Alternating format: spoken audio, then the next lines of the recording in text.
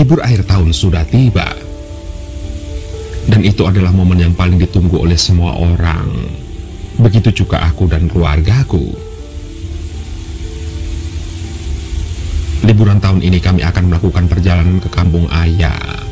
Dan meskipun pada awalnya aku tidak setuju, namun ayah bilang di sana banyak pemandangan indah dan suasananya sejuk. Sontak, tanpa pikir panjang aku pun setuju dengan rencana ayah, dan jika tidak hujan, kami akan pergi besok pagi.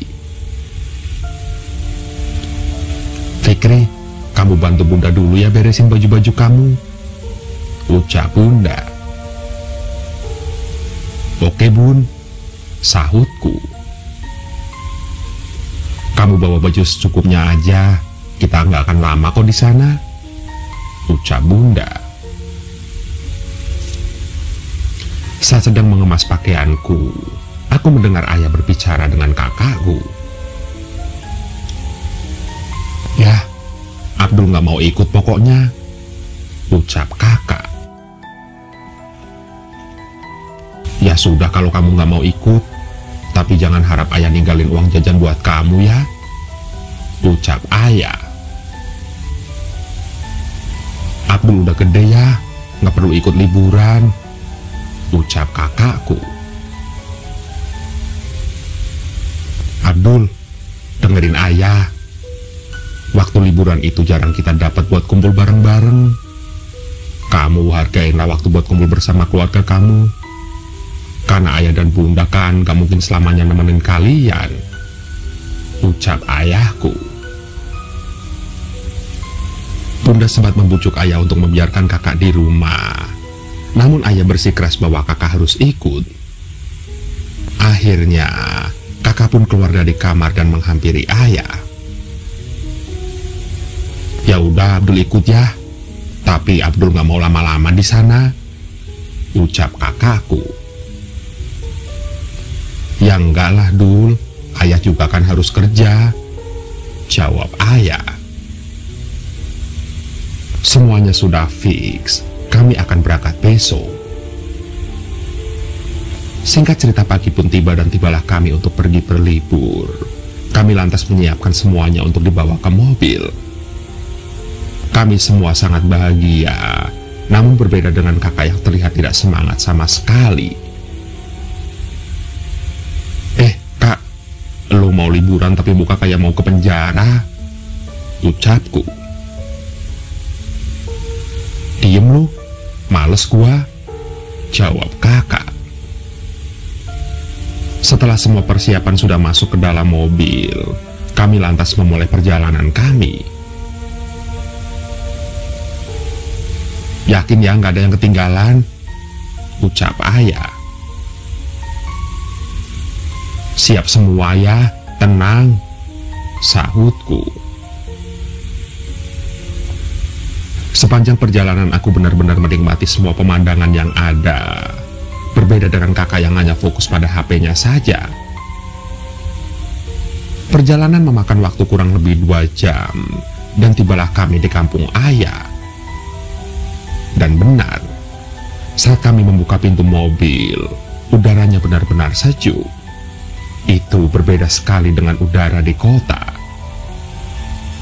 Hingga tidak berapa lama kemudian seseorang menghampiri kami, dan tidak lama ayah menyambut orang itu. Aldi, apa kabar kamu? Ucap ayah sambil memeluk orang tersebut. Ya Allah, akhirnya setelah sekian lama, ucap orang itu. Mereka berpelukan sangat lama. Ayah terlihat sangat bahagia dengan orang tersebut. Kenalin, ini anak sama istri gua, ucap ayah. Kami kemudian bersalaman dengan teman ayah tersebut. Terlihat dia sangat murah senyum. Kalian kenalin, ini Om Aldi. Dia sahabat ayah dari kecil, ucap ayah. Iya, salam kenal semuanya ya. Semoga kalian betah di sini, ucap Om Aldi. Selama kita di sini, kita bakal tinggal di rumah Om Aldi, ucap ayah. Semoga kalian nyaman ya, rumah Om sederhana soalnya, ucap Om Aldi. Kami pun lantas masuk ke rumah Om Aldi yang terlihat begitu sederhana. Om Aldi kemudian menunjukkan ruangan kami. Aku dan Kak Abdul harus berbagi kamar karena tidak ada banyak ruangan di rumah ini. Awas lu ya kalau ganggu tidur gua siram pokoknya, ucap Kak Abdul. Ye, yang ada juga elu kali yang ganggu, tidur lu kan ngorok, ucapku. Kami pun lantas membereskan barang-barang dan bersiap-siap untuk beristirahat sejenak setelah perjalanan yang cukup panjang. Namun, sebelum kami beristirahat, Bunda menghampiri kami. Kalau mau tidur sholat asar dulu biar tenang, ucap Bunda. Aku dan Kak Abdul pun pergi mengambil wudhu. Kami segera sholat. Dan setelah selesai sholat, Om Aldi menyuruh kami untuk makan terlebih dahulu. Lantas kami pun ke ruang makan, dan nampak di sana ada wanita yang ternyata adalah orang tua dari Om Aldi. Ayo makan dulu, ucap wanita tua itu. Kalian kenalin, ini namanya Mbak Surti, dia orang tua dari Om Aldi, ucap ayahku. Kami lalu bersalaman dengan Mbak Surti, dan dia adalah orang yang sangat ramah. Aku kemudian bertanya kepada ayah di mana anak dan istri Om Aldi. Ayah bilang mereka tinggal di kota, dan setiap bulan Om Aldi selalu pergi menemui mereka. Aku benar-benar menikmati makanan yang disajikan. Rasanya benar-benar enak, berbeda dari yang biasa aku makan. Bun, kok rasa nasinya enak ya? Beda dari di rumah, ucapku. Iya, Fik, di sini makanannya masih tradisional, masih pakai kayu bakar soalnya, ucap Bunda. Aku tidak pernah mengira kalau makanan yang dimasak dengan kayu bakar bakal bisa seenak ini. Dan setelah selesai, Om Aldi lantas mengajak kami untuk berkeliling melihat suasana kampung. Aku benar-benar sangat suka udara di sini. Benar-benar sejuk dan dingin. Di sepanjang jalan aku melihat banyak anak-anak kecil yang berlarian dengan senangnya. Suasana yang jarang kulihat di kota. Dan itu membuatku sangat betah berada di sini. Kak Abdul, enakan di sini, gua suka Kak, ucapku. Gak enak, gua bete di sini, ucap Kak Abdul. Ya, suram dah hidup lu, ucapku. Dan kami terus berjalan melihat suasana desa.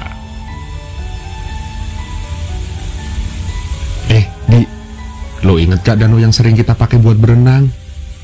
Ucap ayah. Oh, ingatlah, ucap Om Aldi.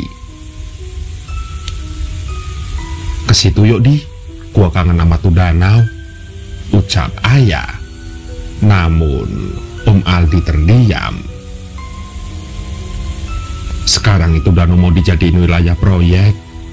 Gua nggak tahu udah ditutup apa belum, ucap Om Aldi.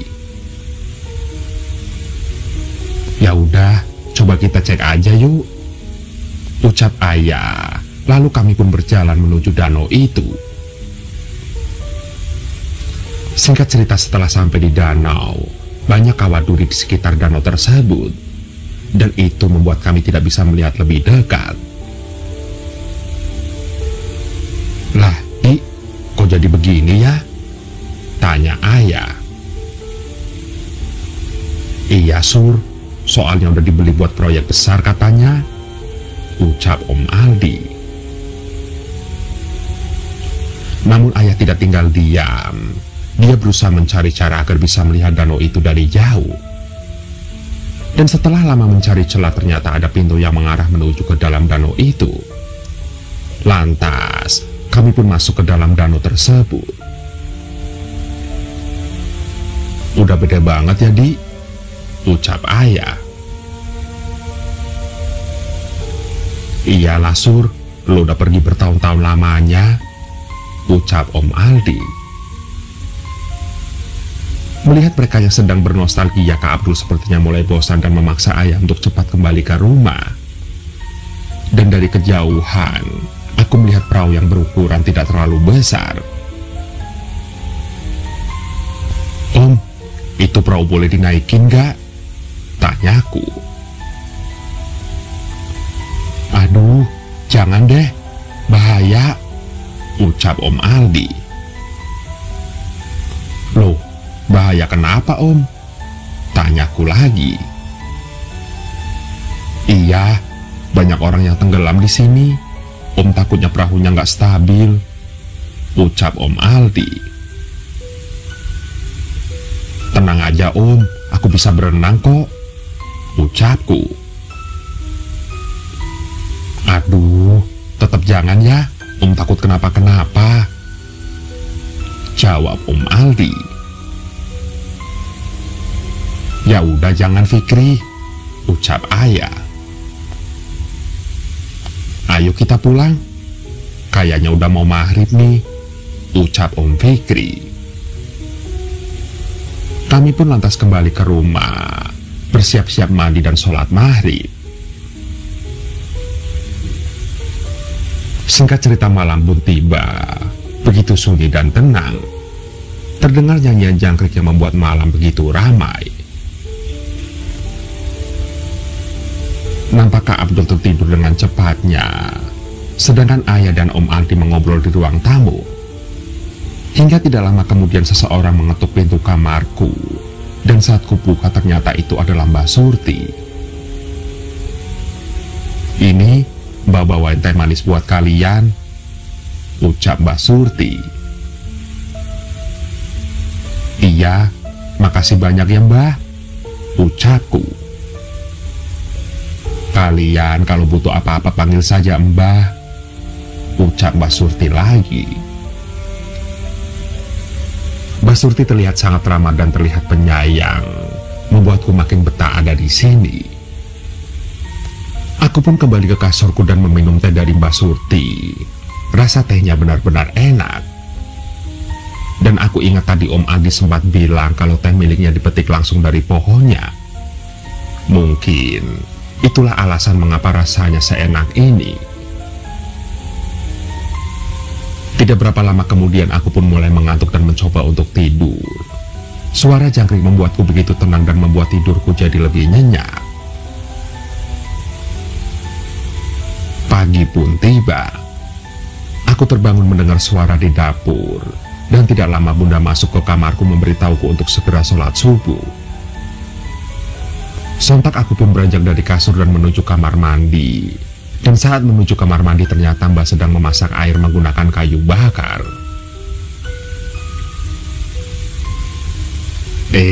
Udah bangun? Mbak lagi bikin teh nih buat kalian sarapan, ucap Mbak Surti. Iya Mbak, makasih ya, ucapku. Lantas aku pun wudhu dan segera pergi sholat. Setelah selesai sholat, kami pun berkumpul di ruang tamu menikmati teh hangat dan cemilan kampung yang enak sekali. Ngomong-ngomong, kalian betah nggak di sini? Tanya Om Aldi. Iya Om, betah, enak, ucapku.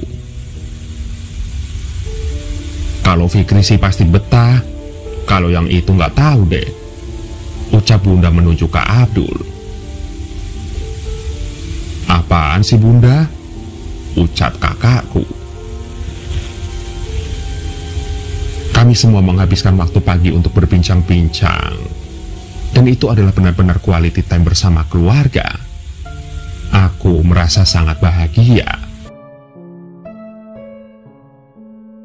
Siang harinya ayah dan Om Aldi berangkat menemui teman-temannya di kampung itu. Dan karena bosan, Kak Abdul kemudian mengajakku untuk jalan-jalan. "Fik, jalan-jalan yuk, suntuk gua," ucap Kak Abdul. "Ya udah yuk," jawabku. Kami pun lantas berjalan mengelilingi kampung. Namun Kak Abdul merasa tidak ada yang menarik. "Fik, kita ke danau kemarin yuk naik perahu," ucap Kak Abdul. "Enggak ah," kata Om Aldi, "jangan," jawabku. "Cupu lu, kita kan bisa berenang," ucap Kak Abdul. Sontak aku pun berpikir apa yang kakak katakan ada benarnya. Jika kendalanya hanya ada di tenggelam, itu bukan masalah untuk aku dan kakak, karena kami bisa berenang. Dan sesampainya di danau tersebut, kami langsung menuju ke perahu itu. "Kak, lu bisa dayungnya kan?" tanyaku. "Tenang aja udah, gua jagonya," ucap Kak Abdul. Kami pun terus mendayung melihat pemandangan di danau tersebut, hingga akhirnya aku menyentuh air danau itu. Namun entah kenapa airnya sangat berlendir dan kotor. Aku pun menyayangkan jika danau seindah ini akan segera hilang. Singkat cerita, setelah sekian lama mendayung, perahu kami mulai tidak stabil. "Kak, kenapa ini?" tanyaku. "Gak tahu, Fik, gak stabil. Kita balik aja yuk ke tepi danau," ucap Kak Abdul. "Ya udah cepet, gua gak mau basah," ucapku. Mendayunglah Kak Abdul dengan cepat, namun perahu semakin tidak stabil. Dan tidak lama kemudian air pun mulai masuk dari bawah perahu. "Ya kakak, cepetan bocor nih perahu," ucapku. "Elah, tenang aja, lu kan bisa berenang," ucap Kak Abdul. "Bukan masalah itu, gua gak mau baju gua basah," jawabku. Kami pun semakin dekat dengan tepian danau. Namun saat hampir sampai, air semakin banyak memenuhi perahu.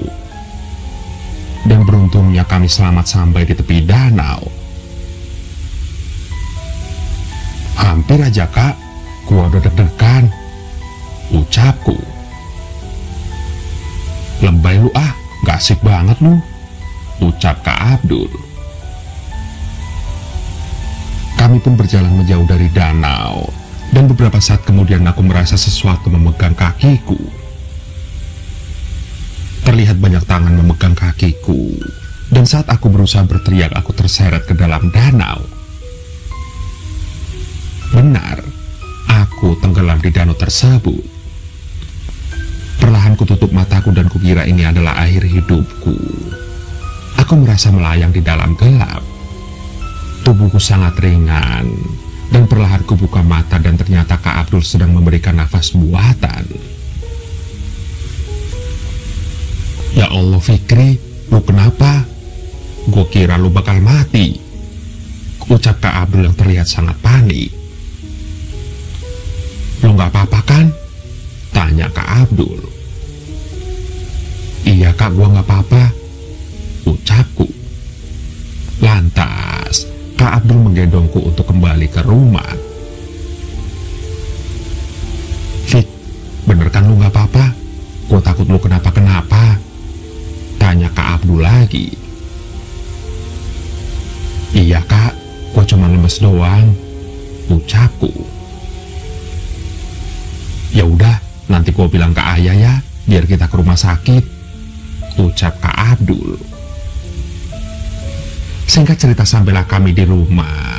Di sana hanya ada Bunda dan Simba karena ayah serta Om Aldi belum pulang. Dan saat melihat Kak Abdul menggendongku, Bunda lantas menuju ke arah kami. "Adik kamu kenapa, Dul?" tanya Bunda. "Tadi jatuh di danau, Bun, tapi nggak apa-apa kok," jawab Kak Abdul. "Kamu itu gimana sih, Dul? Kok bisa-bisanya adik kamu jatuh?" ucap Bunda. "Abdul juga nggak lihat, Bun. Tiba-tiba udah jatuh aja," ucap kakak. "Fikri, kamu gak apa-apa kan sayang?" tanya Bunda. "Gak apa-apa, Bun, cuma lemes doang," jawabku. Kemudian Mbak Surti pun menyuruhku untuk beristirahat. "Ya udah, dibawa masuk dulu aja, biarin dia istirahat," ucap Mbak Surti. Aku pun dibawa ke kamar oleh Kak Abdul. Terlihat Bunda sangat panik. "Kita ke dokter ya," ucap Bunda. "Gak usah, Bun, aku mau tidur aja," jawabku. Hingga tidak lama ayah dan Om Aldi pulang. Bunda pun lantas menceritakan apa yang terjadi kepadaku. Sontak, ayah dan Om Aldi menuju ke kamarku. "Kamu kenapa, Fikri? Kan Om Aldi udah bilang jangan main di danau itu," ucap Om Aldi. "Cuma kepleset, Om," jawabku. "Ya udah, kita ke dokter ya," ucap ayah. "Nggak usah ya, aku gak kenapa-kenapa kok, cuma ngantuk doang," jawabku.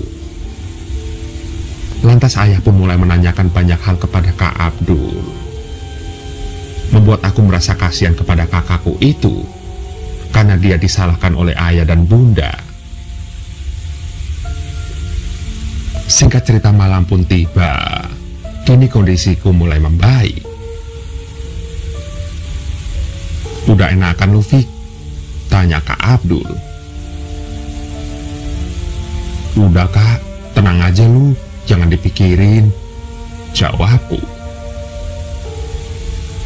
"Enggak, Fik, kok cuma ngebayangin aja kalau lu kenapa-kenapa," ucap kakakku. "Lagian lu kenapa sih bisa jatuh begitu?" tanya Kak Abdul. Sontak, aku pun mengingat tentang tangan-tangan itu. "Nggak tahu, Kak, ada tangan yang narik gua tadi," ucapku. "Serius lo? Halu kali lu," ucap Kak Abdul. Kak Abdul, dia tertawa mendengar apa yang aku bicarakan. Lalu aku pun malas untuk melanjutkan cerita pada dia. "Bego lu, gua nggak bohong," ucapku. Dan tidak berapa lama kemudian Bunda masuk membawakan teh hangat untukku. "Kamu udah enakan, Fik?" tanya Bunda. "Udah, Bun," jawabku. Kemudian aku pun meminum teh yang Bunda buatkan. Setelah itu aku memutuskan untuk tidur karena waktu sudah semakin malam. Kak Abdul, terlihat dia sudah tidur terlebih dahulu. Namun entah kenapa malam ini tidak seperti malam kemarin. Terasa begitu sepi dan dingin. Kemudian aku juga mendengar suara di luar pintu kamar. Lalu, tiba-tiba, prak! Iya, pintu terbuka dengan sendirinya. Karena kaget, sontak aku pun beranjak dari kasurku melihat ke arah pintu. Namun tidak ada apapun di sana. Dan saat aku hendak berdiri, di lantai berserakan kepala manusia yang sudah mulai membusuk. Sontak, aku berteriak dan mencoba menggapai Kak Abdul, namun banyak tangan keluar dari lantai menarik kakiku. Tidak hanya itu, kumpulan kepala manusia itu mulai menggerogoti kakiku. Aku pun berteriak sekeras mungkin, namun tidak ada satupun yang datang. Aku merasakan sakit di kakiku karena kepala-kepala itu mengerogoti kakiku. Lantas aku pun menutup mataku. Namun, tangan-tangan itu seperti menarikku semakin dalam ke dalam lantai. Sontak, aku pun berusaha untuk berenang. Hingga tidak lama kemudian sesuatu memegang tanganku, memanggil-manggil namaku. Dan ternyata itu adalah suara Bunda. Kubuka mataku, dan ternyata aku sedang berada di dalam mobil ayah. Ya Allah Fikri, sadar sayang, ucap Bunda sambil memelukku. Bunda, Fikri takut bun, ucapku. Apa yang kamu rasa sayang? Kenapa kamu bisa kejang kayak begitu? Tanya Bunda. Fikri nggak tahu bun, Fikri takut, ucapku lagi. Anehnya aku merasakan badanku sangat basah, bajuku juga basah. Namun, Bunda bilang itu adalah keringatku saat aku kejang tadi. Singkat cerita kami pun tiba di rumah sakit, dan saat ingin keluar dari mobil, tiba-tiba kakiku tidak bisa bergerak. Bunda, kenapa kaki aku mati rasa? Aku nggak bisa gerakan kakiku, ucapku. Ya Allah, kenapa lagi ini? Ayah, Fikri nggak bisa gerakin kakinya katanya, teriak Bunda. Coba kamu jalanin, mungkin karena tadi aliran darahnya nggak lancar, jawab ayah. Aku pun terus mencoba berjalan masuk ke rumah sakit. Namun kakiku benar-benar tidak merespon, seperti mati rasa. Bun, gimana dong? Fikri nggak bisa jalan, ucapku. Udah sayang, kamu tenang dulu, biar dokter yang ngecek ya, ucap ayah. Kami pun lantas masuk ke rumah sakit dan dokter memulai pemeriksaan. Dokter berkata bahwa kakiku baik-baik saja, dan ayah berusaha memberitahu kondisiku bahwa aku tidak bisa menggerakkan kakiku. Sontak dokter terus memeriksanya berkali-kali, namun dokter bilang semuanya normal. Dokter mendiagnosa bahwa aku terkena lumpuh sementara. Dan itu biasanya terjadi untuk beberapa hari sebelum normal kembali. Dokter bilang, gejalanya memang tidak pernah terlihat. Mendengar hal itu ayah dan Bunda sedikit lega. Namun aku tidak bisa tenang karena yang terjadi padaku di rumah itu seperti nyata. Ayah, kapan kita pulang ke kota? Tanyaku. Secepatnya Fik, ucap ayah. Aku gak mau lama-lama di rumah Om Aldi ya, ucapku.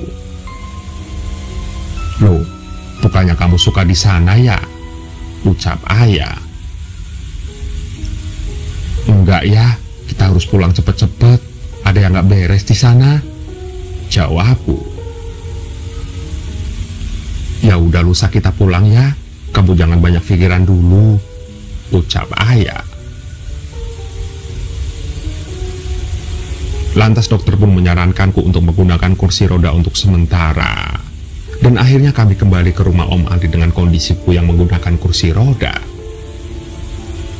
Sontak, hal itu membuat Om Aldi, Mbak, dan Kak Abdul sangat kaget melihat aku menggunakan kursi roda. Ya Allah Surya, Fikri kenapa? Tanya Om Aldi. Gak apa-apa Di, dokter bilang butuh istirahat aja, jawab ayah. Ya udah dibawa masuk, suruh istirahat dulu, ucap Mbak Surti. Lantas, aku pun dibawa ke kamar dan semua begitu khawatir melihat kondisiku. Ya elah Fik, lo lagi liburan malah sakit sih, ucap Kak Abdul. Gue juga gak mau sakit Kak, ucapku. Lantas ayah menyuruhku untuk tidur. Aku pun mencoba memejamkan mataku dan mencoba untuk tidur. Hingga beberapa jam kemudian aku mendengar suara air. Itu adalah air yang sangat besar. Dan saat aku membuka mata, aku ternyata berada di danau. Sontak aku memanggil-manggil bunda, ayah, dan yang lainnya. Namun, hanya ada suara air. Dan tidak lama kemudian ribuan tangan dan kepala manusia keluar dari dalam air tersebut. Mereka melihat ke arahku. Iya, itu adalah ribuan wajah dan tangan yang membusuk. Sontak aku pun berteriak meminta tolong. Namun tangan-tangan itu berusaha menarikku lagi ke dalam air. Sementara kepala-kepala itu menggigit kedua tanganku. Ya Tuhan, apa yang harus aku lakukan? Gumamku, hingga dari kejauhan aku mendengar suara. Pergi, pergi. Itu adalah suara Mbak Surti. Dan tidak lama aku melihat tangan yang berbeda dari tangan-tangan busuk itu menarikku keluar dari air. Dan saat aku tersadar, Mbak Surti sedang memegang tanganku. Ayah, bunda, tolong, ucapku. Ada apa ini, Mbak? Tanya ayah. Surya, anakmu dalam bahaya, ucap Mbak Surti. Bahaya gimana, Mbah? Tanya ayah. Mbak Surti lantas menengok ke arahku. Dia kemudian berkata, Fikri, coba kamu keluarkan apa yang ada di mulut kamu, ucap Mbak Surti. Aku sempat bingung. Namun Mbak Surti menyuruhku untuk membuka mulut. Dan benar, saat kubuka mulutku keluarlah air yang mengalir seperti pancuran, yang sontak membuat semuanya kaget. Ya Allah Fikri, kamu kenapa? Ucap bunda sambil menangis. Bah, kita harus gimana ini? Tanya Om Aldi. Danau itu banyak makan korban, banyak yang mati di danau itu. Jiwa mereka kini terbelenggu di sana. Mereka semua ingin membawa Fikri bersama mereka. Dan itulah yang menyebabkan kaki Fikri lumpuh. Sebagian rohnya sudah dibawa oleh mereka, ucap Mbak Surti. Lalu Mbah, gimana caranya nolongin Fikri? Tanya bunda. Kita harus bawa dia ke danau itu sekarang juga. Kalau kita tunda, roh Fikri bisa hilang malam ini, ucap Mbak Surti. Ayah sempat ragu dengan yang Mbak Surti bilang, karena hari sudah larut malam. Namun Om Aldi bisa meyakinkan ayah.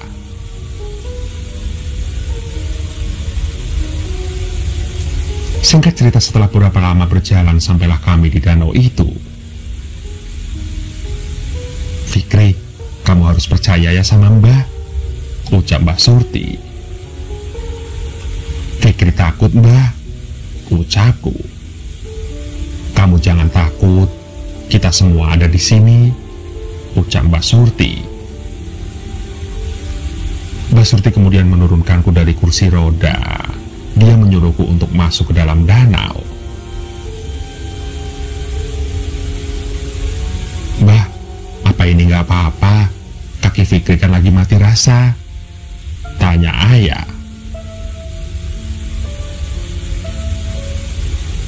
Kamu tenang saja, Mbah akan terus memegang tangan Fikri, ucap Mbak Surti. Fikri, kamu makan garam ini. Saat kamu bertemu dengan sesuatu yang kamu takuti, ludahkan garam di mulut kamu itu, ucap Mbak Surti. Lantas aku pun memasukkan garam-garam itu ke dalam mulutku. Mbak Surti kemudian perlahan mendorong kepalaku masuk. Kamu jangan takut ya, Mbak selalu pegangi tangan kamu, ucap Mbak Surti.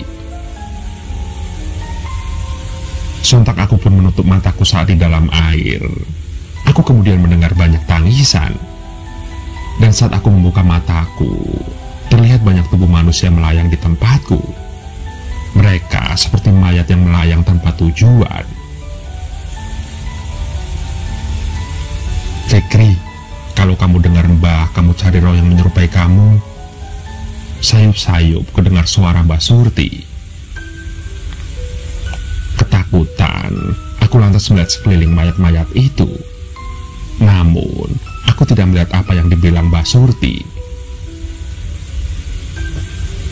Hingga dari kejauhan kulihat beberapa mayat menarik sebuah tubuh untuk masuk ke dalam air. Dan jika kulihat lebih jelas itu adalah tubuhku.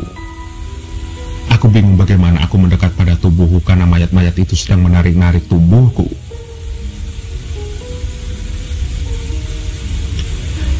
Hingga saat aku ingin mengeluarkan kepalaku dari air, aku tidak bisa bergerak karena badanku kaku.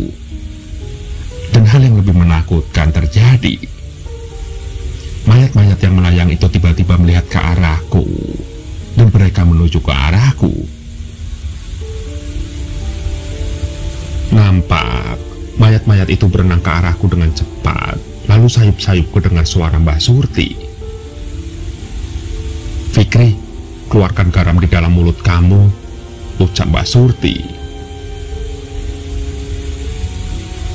Aku pun meludakannya.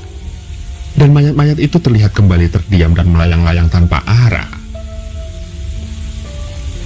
Dan saat mayat-mayat itu terdiam, aku kemudian mengambil kesempatan untuk mendekat pada tubuhku. Aku mendekat. Tidak lama kemudian aku melihat tubuhku melayang di danau itu. Dan saat aku ingin menggapai tubuhku, kakiku tertahan oleh sesuatu. Benar. Tangan-tangan yang sangat banyak itu kembali memegangi kakiku. Aku ketakutan. Mereka menarikku ke dalam air. Tidak lama kemudian lantunan-lantunan doaku dengar dari kejauhan. Kemudian aku berusaha melepaskan kakiku dari tangan-tangan itu. Hingga aku pun berhasil menyentuh bagian tubuhku yang melayang di dalam danau. Aku seperti tertarik ke atas meninggalkan mayat-mayat di dalam danau. Dan saat aku keluar dari air, ternyata Mbah yang menarikku. Lalu, ayah dan Om Aldi ikut membantu sementara Bunda menangis dengan kerasnya. Fikri, kamu gak apa-apa kan sayang? Tanya ayah. Aku benar-benar tidak bisa berkata apa-apa. Aku masih syok.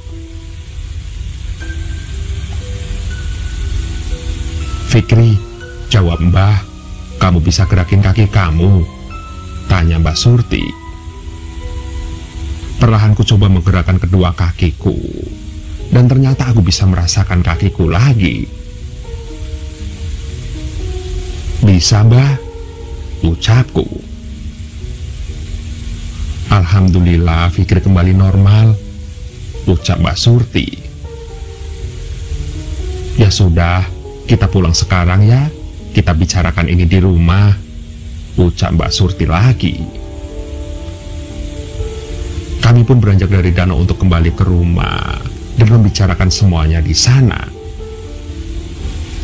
Sesampainya kami di rumah, kami semua begitu kelelahan. Dan karena hari sudah semakin malam, akhirnya kami pun memutuskan untuk pergi tidur. Pagi hari saat kami menikmati teh hangat, Mbah kemudian menceritakan semua kepada kami. Bahwa yang aku alami adalah kondisi di mana roh manusia dibawa perlahan oleh para iblis. Itu terjadi saat manusia ada dalam keadaan hidup dan mati. Mereka akan membawa roh manusia secara perlahan, dan setiap bagian yang diambil akan membuat manusia tidak dapat merasakan bagian tubuhnya. Terus gimana Mbah caranya biar nggak kejadian seperti itu lagi? Tanya ayah.